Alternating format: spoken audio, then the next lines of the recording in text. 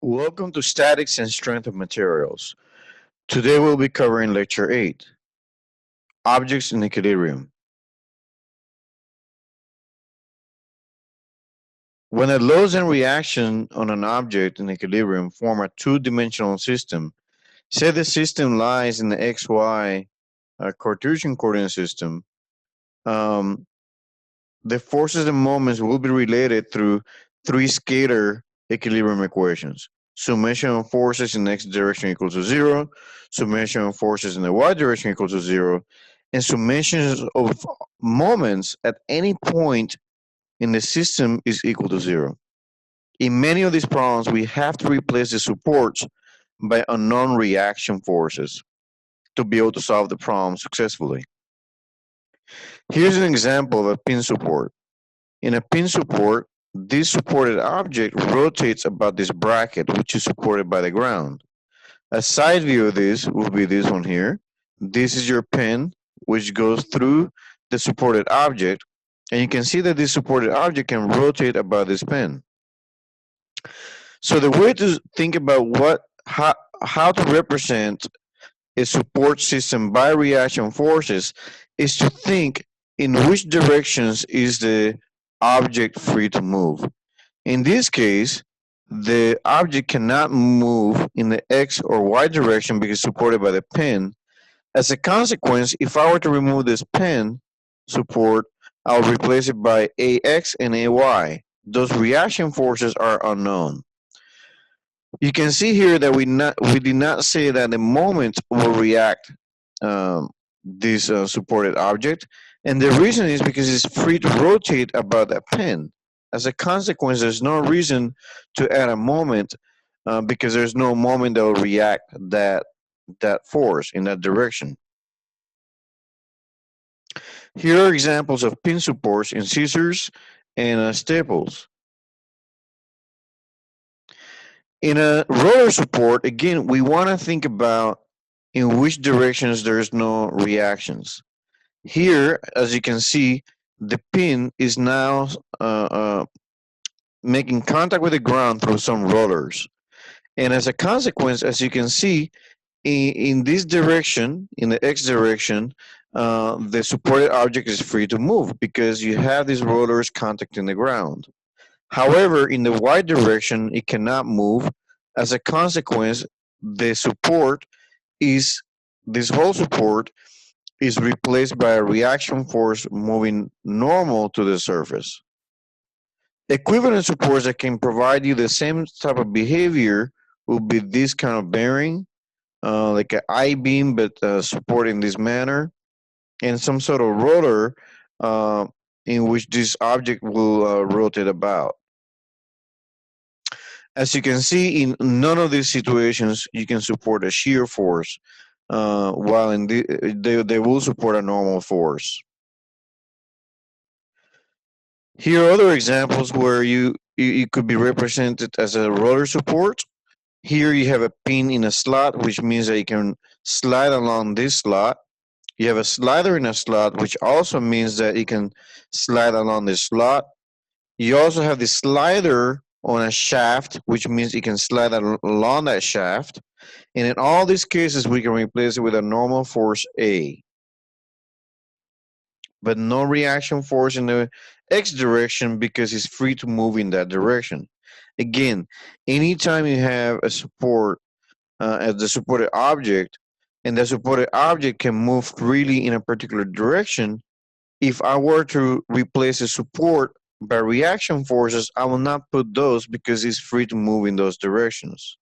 In the directions it's constrained by, in those directions we will apply a support.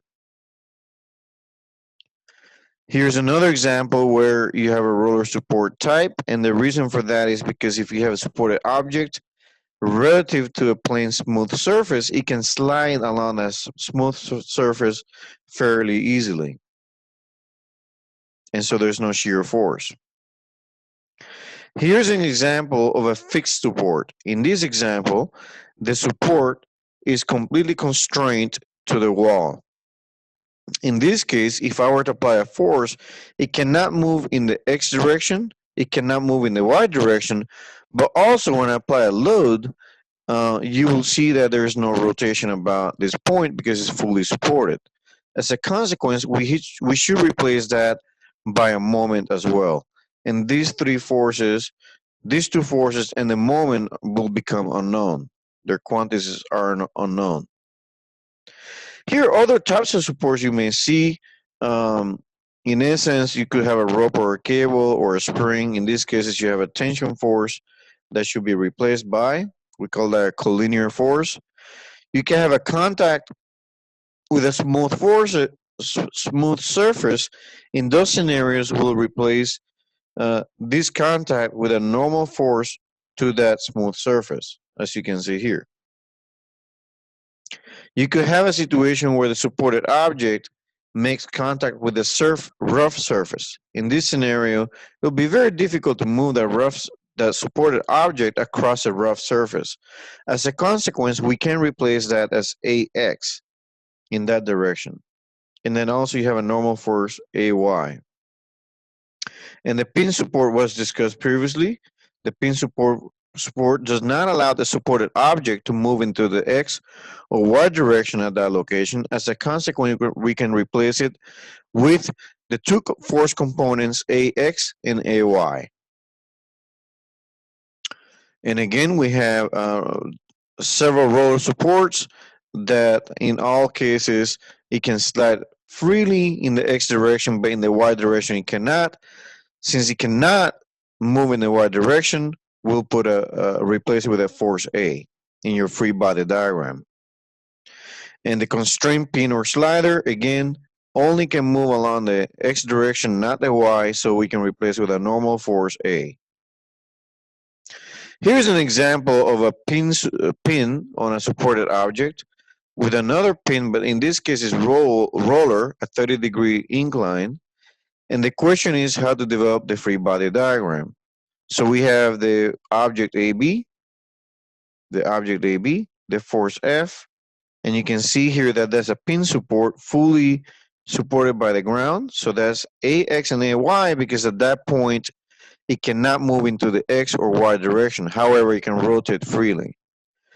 At this point, B, it can move freely in along the incline.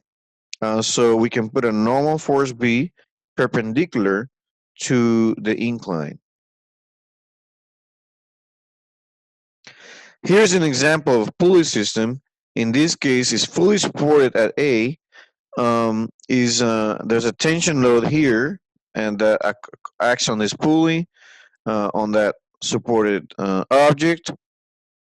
And how do I determine the free body diagram? I draw the object of interest, and then I look at all the forces acting on the object of interest. And when I replace that fully support here, A, since it cannot move into the X, Y, or it cannot rotate, I will have to replace it by a moment, a reaction force AX, a reaction force AY. You can also see a tension load acting along the cable, and then that tension also has to be reacted by the cable on the other side of the pulley, so therefore you see a force T. So in comparison, you have a pin support, a roller support, a fixed built-in support, and for pin support, again, cannot move into the X or Y direction, so you get two reaction forces. In the roller support, it can move in the X direction, but not the Y, so you have a force component in the Y direction, and then it's fixed completely on the left end, so we can replace it with a moment and the two forces. In example number 1, the question is to determine the reactions at this fixed support, assuming that A is a fully fixed support. We are subjecting this into 4 kilonewton force, and we want to draw the free body diagram first to be able to figure it out. Since this is fully fixed, it cannot move into the X, Y, or it cannot support a rotation. We should replace it by a reaction force in the X direction, into the Y direction, and a couple. And that's exactly what we've done here. And typically what we want to do when we solve problems like this is once we have drawn the reaction forces, we sum forces in x direction. As you can see, the only force in x direction is ax, so that goes to 0. In the y direction, we only have ay, and then we have 4 kilonewtons in the opposite direction. So we have ay minus 4 kilonewtons equals 0. The next step is to sum moments. Typically, we want to sum moments where there's the more unknown reactions. In this case, all the reaction forces have been found, so that's okay. But to find this moment, we want to sum moments about this fixed location. And when we do that, we get summation. We have that moment A that's unknown. Then we have minus twice the load acting, the distance times the force acting at the end of the beam or the supported object, and we get that the moment is 8 kilonewtons times meter. So we are able to find all the forces pertaining to this problem. In example 2, we again have a fixed support here. We have a load applied 200 pounds downwards. We have a force acting at a 30-degree angle, and then we also have a couple. And the question is, what are the reactions at the support A? We can again draw a free body diagram. So take this diagram and then convert that into a free body diagram by not showing the reaction, the support. So if I replace support A by the forces, I get AX, AY, and the moment. And the reason again is because this support here, the supported object cannot move into the X, Y directions, and it cannot rotate. So we have to replace it by these reaction forces. And then I have this 100-pound, which can decompose into the X and Y direction. So I get 100 sine 30 degrees, 100 cosine 30 degrees. And now all I have to do is sum moments about point A, and I can then determine the moment A. You can see here, since all these two reaction forces go through point A, they don't contribute to the moment. I have this 300 foot-pound. I have this force here, which can be multiplied by the distance of 4 feet. That's this one here. And I have this 100 cosine 30 degrees, which is at 2 feet distance away from point A. So that one is this one right here. And then I have this 200 pounds times this 2 feet right here. So I'm able to calculate the moment out of this third equation. If I sum moment forces in the x direction, I have AX and I have this component of 100 cosine 30 degrees pounds. So I can calculate AX. I can also calculate AY by summing forces in the y direction. And I see here that I have AY, 200 pounds, and this 100 sine 30 degrees. So then I should be able to calculate AY. And with this, we're able to find the 3 reaction forces. Two forces and the moment. And these forces and moments are what is required at the support to be able to maintain the object in equilibrium. Here's yet another example 3. The structure AB here supports a suspended weight of 2 megagram mass, and the structure is attached to a slider. Okay, so this is your slider at A, and has a pin support B. And the question is, what are the reactions at A and B? So here again, I cannot move into the X and Y direction at B. So I should replace that by a force BX and BY. Here at A, I can move along the Y, but not along the X. So I should just have one reaction force there in the X direction. And so here you go. I have the body that I have drawn, a free body diagram, BX and BY unknown, a force A that's unknown, the X normal to the movement of that slider, and then I have the weight of 2,000 times 9.81 newtons, which is the weight of that box. Summation of forces in X direction gives me A plus BX equals 0. Then I have summation of forces in the Y direction, which is BY plus this weight equals 0. And then I have to sum moments, and I recommend summing moments where there's most unknowns. Here, if I sum moments about this point, then BX and BY go away because they don't contribute as they go through the point where I'm taking the moments about. And so I'm left with this A times that distance of 3 meters plus the weight 200 times 9.81 times this distance of 2. So I'm able to calculate A very quickly. Once I calculate A, I plug it back here and I get BX.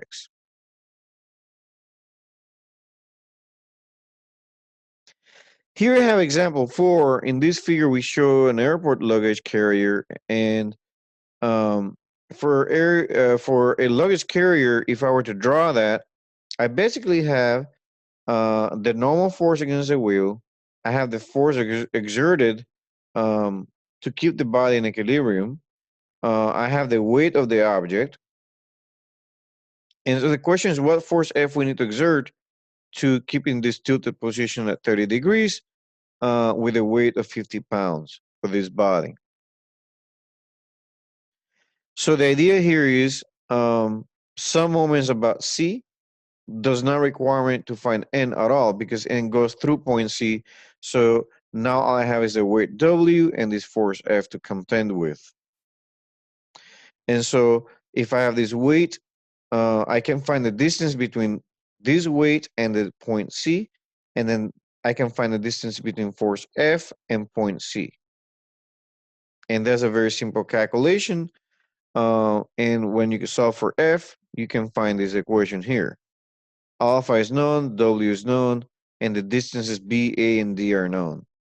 B was given by this in the problem statement, and A was also given by the problem statement. So all the information is known, so it's very quick to find this force F.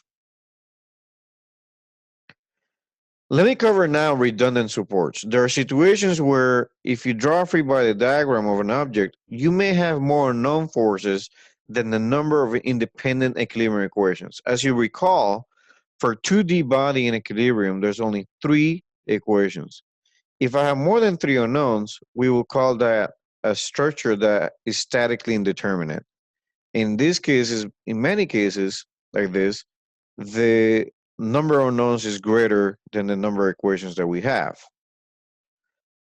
On the left, I have fully clamped system, and then on the right, I have a rotor support. So if I were to determine how many unknowns I have 3 on the left-hand side, which is the forces in the X and Y direction, the moment, and then on the right-hand side, I have a normal force due to the rotor. So in reality, I have 4 unknowns, but I have really 3 equations in 2D. On the right-hand side, I have a pin-pinned system, and since this supported object cannot move in the X, Y direction, I have 2 unknowns at that point A. At point B, it cannot move into the X or Y direction, so I have 2 unknowns. So I have 4 unknowns, and therefore I have 3 equations, and I cannot solve for the 4 unknowns in an easy way. Improper supports are those where the supports were designed in such a manner they cannot maintain equilibrium under the loads that act on it. Here I have an example where the supports can exert only parallel forces. And so this body will slide across the ground and it will not be in equilibrium. You can see here there's a component of X that's not getting balanced. The support can also exert only concurrent forces. In those cases, so for example here, if I draw the normal and I draw the normal to this support, they reach to a single point. In this case, if the support can exert only concurrent forces, then in those cases, this is also an improper support. And you can see here, if this slides down, this slides up. So it's not in equilibrium. Here's an example of redundant support we had discussed earlier. So if I replace since this is a fixed end, and I were to replace it by AX, AY in the moment A, on this end I replace it by a force B because it can slide across X. Then when I sum forces in X direction, great, AX is 0. There's nothing else in the X direction. In the Y direction, I have AY minus F plus B equals 0. So I have B and AY are unknown. If I sum moments about A, point A, I have AMA, which is unknown, minus L over 2 times F. F is known, is given to you, plus L times B. and B is also unknown. So B is unknown, MA is unknown. So in reality, I have three unknowns now, and I cannot solve for the values because I have more equations. I have less equations than unknowns. Example 5 is to determine whether the system is indeterminate and determine how redundant is the system. We also want to determine as many reactions as possible. As you can see here, this point A cannot move upwards or right, and this point B also cannot move upwards or right. So I have to replace it by a reaction forces, AX and AY, BX and BY, and as you can see, I can some forces in X direction, some forces in the Y direction, some moments about A, which actually allows me to find BY. So in some cases, you can find a value, but it's not enough. You can see here I have four unknowns. How many equations I have? I have three. So therefore, the degree of redundancy is four unknowns minus three equations is one.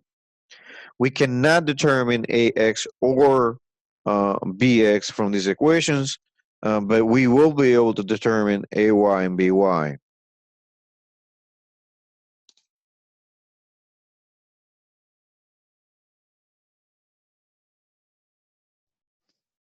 In 3D, in 2D, we have summation forces in the X direction. We have summation forces in the Y direction and summation moments in the Z direction equals zero. In 3D, there are six equations: summation forces in the X direction, in the Y direction, and the Z direction, and in three of the each of the moment axes. So therefore, you can also write all this into a vectorial notation. Doesn't matter. But important thing to understand, in 3D, we have six equations, not three.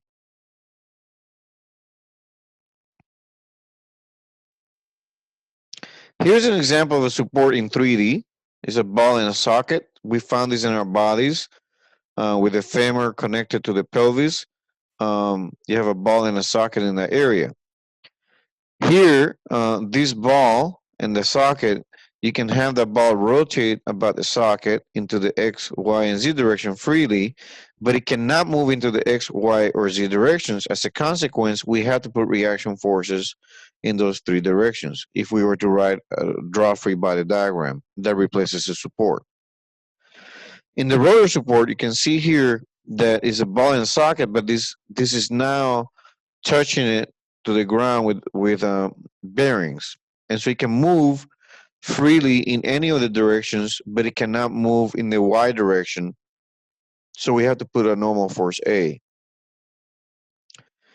In the case of a hinge, let's think about it. We have a hinge that can rotate about the Z axis.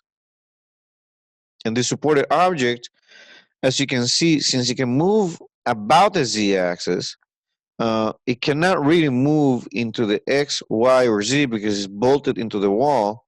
Then I can replace those reaction forces with AX, AY, and AZ, as you can see here. Now, it can freely move about the Z-axis, but it cannot freely move about the Y-axis because otherwise these bolts will come apart. We can also not apply a torque about the X-axis, so therefore we have to apply a moment to really represent a hinge.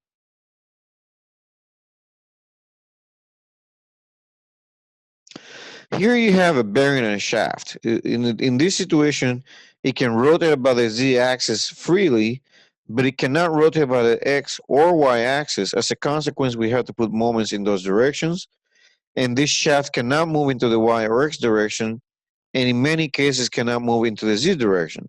There are cases where the shaft can slide along the Z direction, in which case it will be more like case D. You also have the situation of a fixed 3D support. In this case, this cannot move into the X, Y, or Z direction, but you also have a moment about the Z, X, and Y where this body cannot move, rotate. Here's more examples we discussed. We have the rope and a cable example again with the tension along the cable. We have a contact along with a smooth surface in 3D. So again, a normal force A can be applied.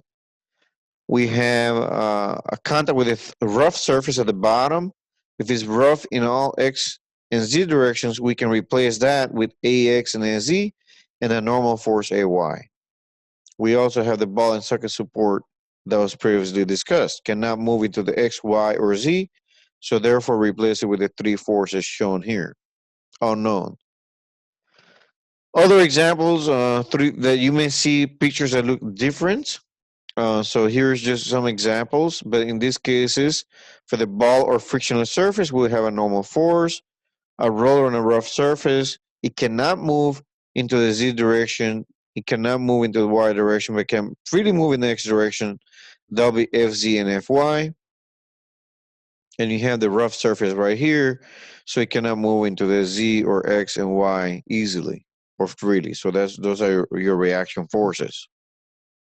And even more examples, you have the universal joint, um, you have a hinge and a bearing support, you have a pin and a bracket. So again, you have to look at the physics for each of these supports and really study in which direction is free to move. In those directions that's free to move, we don't replace it with reaction forces. Only we replace it in the directions they cannot move.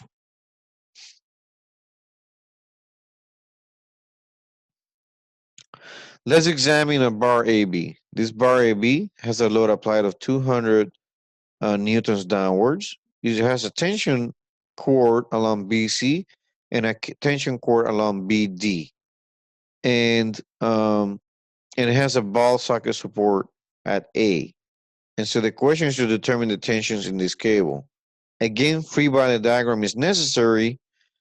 This ball and socket support should have three reaction forces because we don't know those reaction forces when we replace this.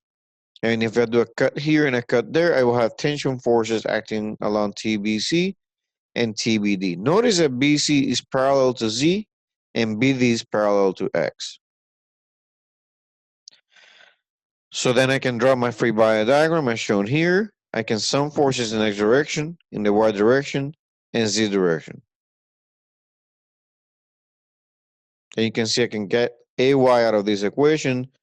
I cannot get everything right now with the other two equations. So I have to, some moments about A is one approach. That way I don't have to worry about any of these forces, AY, AX, AZ, and I'm left with just these tension forces, TBD and TBC.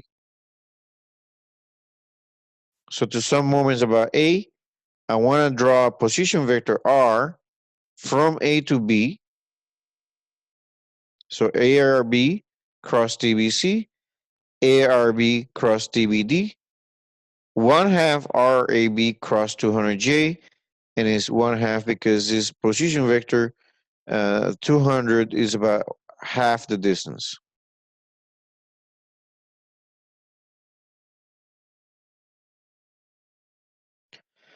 And so now I can sum moments about point A easily, and each of these coefficients has to be equal to 0.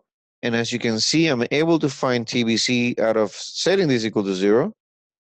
And setting equals to 0 puts TBC as a function of TBD. And from the last equation, I get the value of TBD. Once you have TBD and TBC, you can go back and use these three equations to solve for the reaction forces AX and AZ. You can also solve the problem differently, but in general, this should work out with this It's a very straightforward process. And again, always some moments about wherever you have the most unknowns, because that way you don't have to deal with them in your calculations. Here's a bar AC, which is attached to a hinge at A. So you can rotate about A, the Z-axis. And you have this cable BD that supports it. The hinge axis is along the Z-axis, as we discussed. The center line of the bar lies in the XY plane. So this is planar right here. And the cable attachment at point A is midpoint in that bar. The question is determining the tension in the cable and the reactions exerted in the bar by the hinge. Again, replace this hinge by moments and forces. Here, the hinge cannot rotate about the y-axis, cannot rotate about the x-axis, but it cannot move in the AZ, AX, or AY. You also have this force in the cable BD, and then you have the 100-pound force applied downwards at the end. The first step is to find this force T in the vector notation. And that's easy to find by finding the coordinates of point B, the coordinates of point D, find a unit vector that goes from B to D and multiply by that T. And that will allow me to write, and that's what's shown here. If I know the coordinates of B and D, I can calculate the position vector and then divide it by its magnitude. And that will give me the unit vector times T, which is the unknown. And then I can sum forces in the X, Y, and Z directions. And now we can sum moments about A, because that way I don't have to deal. So if I sum moments about A, I don't have to deal with any of these forces that are unknown. And again, I have MAXI hat plus MAYJ hat. I don't know these two moments.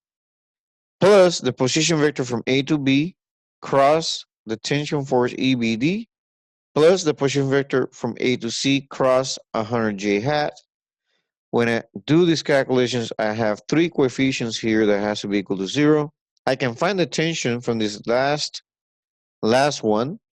And once I have the tension, I can plug it in here to get the moments for the other two, MAY and MAX. And that's shown here. And once you know the moments and you know the tension in the cable, you can go back here to calculate the other reaction forces as required, AX, AY, and AZ.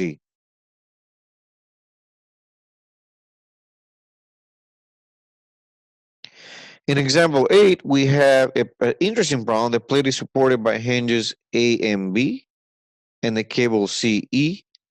The properly aligned hinges do not exert a couple on the plate. So we have these situations where the aligned hinges do not exert couples on the plate. So we can ignore any moments about the z-axis. And it also states that the hinge A does not exert a force on the plate in the direction of the hinge axis. So along the z direction, there's no force in A. So the question is to determine the reactions at the hinges and the tension in the cable.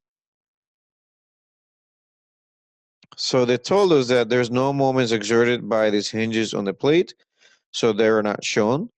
It tells us that point A, there's no reaction force along Z, because there's no force there, it tells us.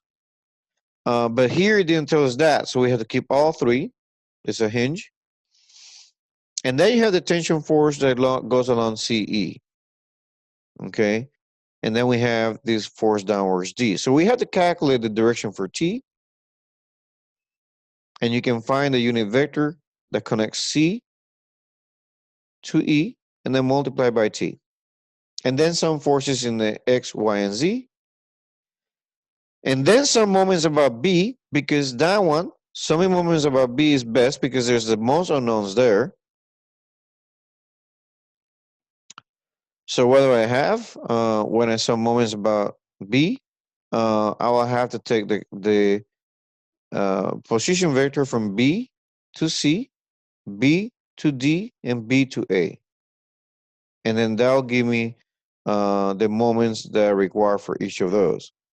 From there, I have three coefficients. I can calculate the tension from the third equation. And then once I have the tension, I can plug it into this equation to get AX. So set this coefficient to 0. I know the tension from this third equation here. So I get AX. And then from here, I can get AY also from this coefficient. Set this coefficient to 0. And that's what is shown here. And all the reaction forces can be found in a similar manner. Let me move on to two force members. If the system of forces and moments acts on an object is equivalent to two forces acting at different points, we refer that object to a two-force member. Typically, the two forces are equal in magnitude and are opposite in direction and have the same line of action. So here's an example of point A and point B attached by a cord. In this case, these two forces, this case is called a two-force member because the forces are acting along the line of action and they're opposite and equal. Here as well, I have a force A and B at those pins. And if I were to draw a free body diagram, it turns out the tension at B and A will be equal and opposite. A three-force member is one where the three-force member is in equilibrium if three forces are coplanar and are either parallel or concurrent. In those cases, we'll have a three-force member. Those are just special cases, but the solution procedure is the same over and over and over. Here you have a 100-pound weight rectangular plate acting at the midpoint. We want to neglect the weight of this link AB, and we want to determine the reactions exerted on the plate at point B and point A. As you can see, this is a two-force member, and in some ways, this linkage here can be considered a two-force member. The force exerted on the plate by the bar AB has to be directed along the line of action because it's a two-force member, and the weight here is 100 pounds. And so we must be able to determine the forces at C. And so if you sum forces in the X direction and Y directions, you will be able to find the value for B and C because you have two equations, two unknowns.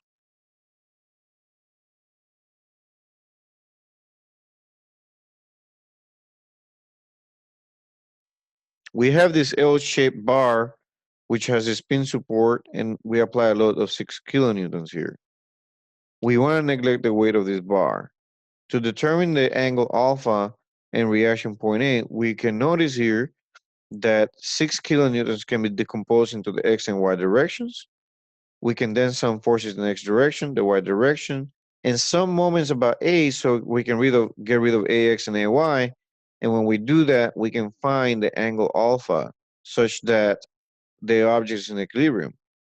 We notice here that the solution is actually 29.7 degrees, this angle right here. And that angle actually happens to be aligned along these 2 points, which demonstrate that this is a two-force member. So therefore, I can treat this as a two-force member.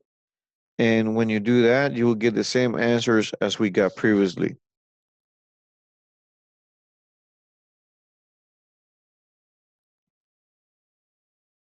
This angle can be calculated just from geometry. I know this height, I know this distance. I can calculate the tangent of alpha, which is 0.4 divided by 0.7. And then I can calculate it as 29.7, which is what we found earlier. In example 11, we examine a fixed crane, which has a mass of 1,000 kilograms. And this fixed crane has a mass of 1,000 kilogram, is going to lift 2,400 kilogram crate, is held at point A, at pin A, and has a rocker at point B. The center of gravity of the crane is located at G. So they want us to find the reactions at A and B, and the first step is really to draw a free body diagram. As you can see, since there's a rocker here, we can only apply a normal force since you can move in the in the vertical direction freely. At point A, it's a pin, so I should replace it by AY and AX. I have this mass here and this mass here, which times the 9.81 meters per second squared gives me in terms of force. So weight equals mg. I should some moments about A because I have the most unknowns there. And when I do that, I have this force B times this distance. I have this force here times this distance. And this force times this distance of 6 meters. And so that's what was done here. And I can find the reaction force B. Once I know B, I can sum forces in the X direction. So AX should be the opposite of B. You can see that there. And I can sum forces in the Y direction to find AY. So I'm able to find the reaction forces for this problem. Example 12 is I'm loading a car. It's a rest and it's on an incline. The gross weight of the car and the load is 5,500 pounds and it's applied at G. And the cart is held in position by the cable. And also is on an incline. So we want to determine the tension in the cable and the reaction on this pair of wheels. The bottom line here is that since these are rolling along this incline, there must be a normal force acting perpendicular to the incline. So I want to draw the free body diagram. I have a reaction R1, a reaction R2 that's unknown, normal to the incline. Then I have this tension force from the cable. And then I have the weight, which I have decomposed into the X and Y direction. Notice I have to select the X and Y to be aligned with the incline to make it easier. Now I can sum moments about A, point A, and that way tension and R1 goes away. So I can find reaction 2 fairly easily. This distance here is 6 inches, so I have to count for that. And then summing moments about B gets rid of this reaction and the tension load applied along the X direction. So I can find reaction force R1. And so summation forces in the X direction allows me to find the tension in the cable. So again, these are the reaction forces required and the tension required to keep the body in equilibrium. Example 13 is a frame that supports a roof of a small building. Here's the tension in the cable of 150 kilonewtons, and they want us to determine the reaction at the fixed end E, at this fixed end here. Again, create a free body diagram. We want to replace it. So here you can see a tension in the cable. Cut it right there so I can have a tension there, T. And then here at the fixed end, replace it by a moment and the reaction forces. Now I can determine summation forces in the X direction. And I can find this by decomposing 150 kilonewtons into the X and Y directions. So I can find EX that manner. Then some forces in the Y direction. And now I will sum moments about E because I have the most unknowns. And when I do that, I can find the moment E fairly easily. Because I know the distance from these forces to point E and the distance of this force about point E. And these two forces, EX and EY, do not cause any extra load, any extra moment about E, because they're going right through point E.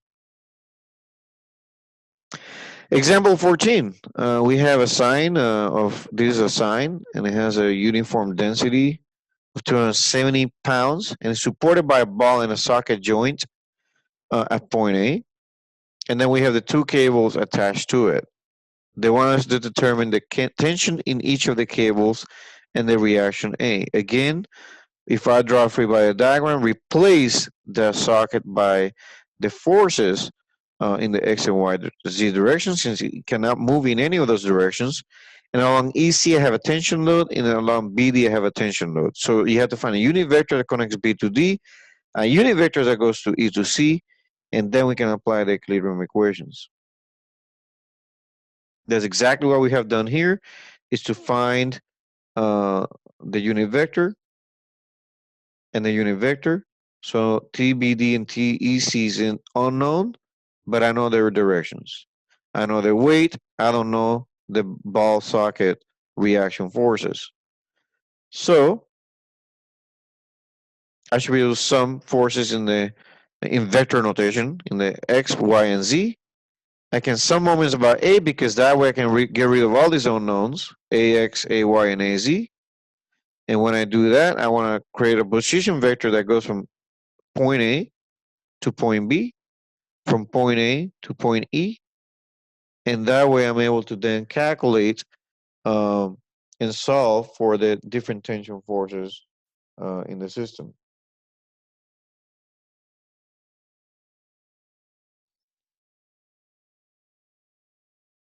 Next lecture will be covering examples, additional examples where you could study also on your own, but we will go through those examples as well.